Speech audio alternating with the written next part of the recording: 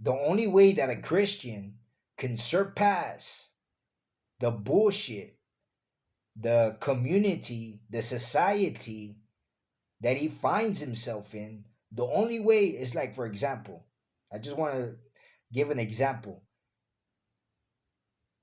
If everybody is a part of it, if everybody is part of society, if everybody's a part of it, if everybody participates in orgies and they're all, what I'm saying, condemned, they are all united, how can a Christian convince the society, being a condemned society, how could you convince them to allow you to be able to have, to allow? How could you convince them when they, what I'm saying, the underworld society, they're condemned. They're not going to let you have whatever you want. No, they're going to try their best to provoke, to frustrate, to agitate the best that they can, and when they run into a wall, then they're going to give. You know what I'm saying? They're going to give. They might have you, poor, living on the street for about 10 years without allowing you, but eventually they will let up. you know that's just it. And the way that a Christian does it, because a Christian, anybody will get mad, be like, oh, my life's over, that's it, I have no reason to live, and get agitated because of it, get frustrated, get frustrated because of it. you know the only thing that it leads to is an outburst, you know becoming the bad guy, in which society is able to say, arrest them. The outburst that they look for, to be able to to to move from one situation to another, to distract, to gain opportunity. When the society moves you from one place to another, it looks for opportunity, you know because if you're in one place for a long time, you burn it. A Christian burns it with his good actions, with his way of being. you know he burns it. They can't have you, can't tolerate you in one spot for about 20 years. They can't tolerate it, you know. And so what I say is that the weapon that will be used against this generation is immortality. I've never had anything. I've never had nothing. Never had a vacation, never had a birthday party, don't know what rollerblades are, a kite, toys, never had anything. And I ask myself, am I going to die having never enjoyed life? Being a Christian?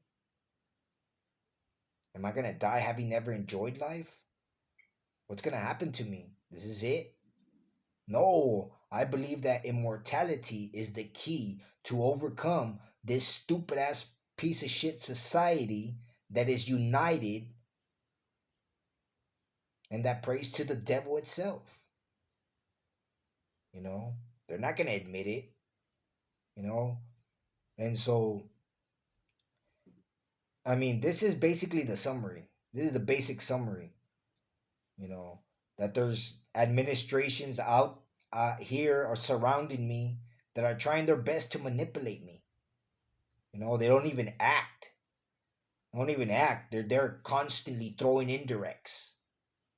You know, people that have lived numerous lives, numerous lives, and you can tell, you can sense it, the way they talk, the way they act, the way they defend the lies, you know, you can tell. And well, lately, like these past couple of months, I've been trying to, not get mad, trying my best not to get mad, not to overreact, not to, make a scene, but, they get me by surprise. I mean, I literally think that these individuals are out there just focused on how to harass me day per day because they have nothing to do, and in the Deportiva, there's a park here nearby. It's called the Deportiva of the Forestal, and there's kids there that talk shit constantly, talking shit. And I always try to get myself ready, prepare to ignore them, put my earbuds on, but they get me. The kids, they get me. They get me mad, talking shit to me, indirectly talking. It's frustrating to hear, individuals talking indirectly and then acting stupid, you know. And I always, at first I was like, it's impossible for these teenagers to be talking indirectly to me. It's impossible.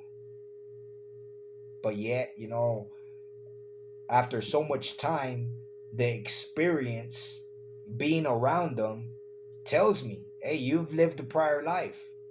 And not one or two, a lot. The way you talk, I can tell.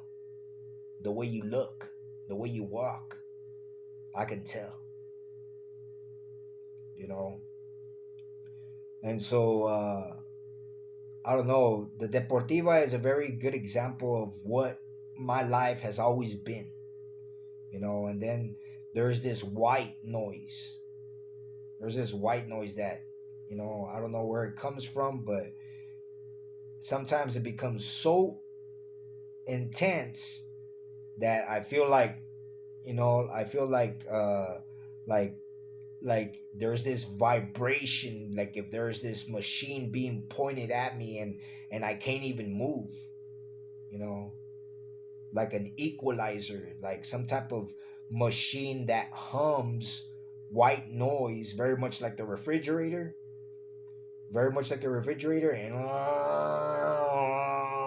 and it focuses in somehow, in some mysterious way, it hurts my entire chest. Tension. And that has got me mad lately too. Obstacles with time frame. Like I go to sleep like around 10 or 9, and I wake up like around 9. Like 11 hours of sleep. And I wake up and I felt like I haven't got no rest whatsoever. Like I went to sleep for like 2 or 3 hours. And like the stuff that I have to do, which is very little, just nothing whatsoever, because I stopped working. And I'm only focused on the small jobs that I have, the small side jobs that I have, just enough to survive.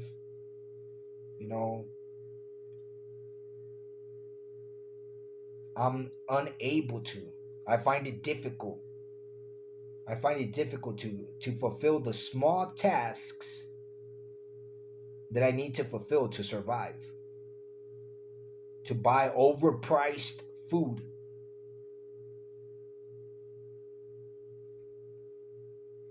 And so that's another thing that has got me mad. Where I think that there's that the sun, that the time is disappearing, that I'm in some type of auditorium and the sun is being regulated, in which case there's this obstacle that gets created, you know, is what I'm trying to say, that this obstacle with a time frame, that gets in my way, that sometimes I find it very hard to fulfill. It gets me mad. It gets me mad because I wake up and I'm like, oh shit, it's 9 o'clock and I need to go to work. I need to go to do a side job, and I have to be there, and there's not enough time. So it's an obstacle. And this obstacle, fulfilling these obstacles with a time frame, sometimes it gets me mad. It gets me mad. You know, I don't think about it, and yet it's there in the back of my mind, and I get agitated and I get frustrated, and it gets me mad. Unconsciously, it gets me mad. Another thing is the food. There's no food whatsoever. I'm a vegetarian, so I quit going into restaurants very long time ago. Not that I would go into them anyway, but to ask for food. I stopped going into them because all they give is meat. You know, like it's 2026 and people, they eat meat almost in every meal. Almost in every meal, they eat meat. And so people here in Mexico, they don't eat rice, beans anymore. They don't they don't eat that stuff no more. It's like the oatmeal.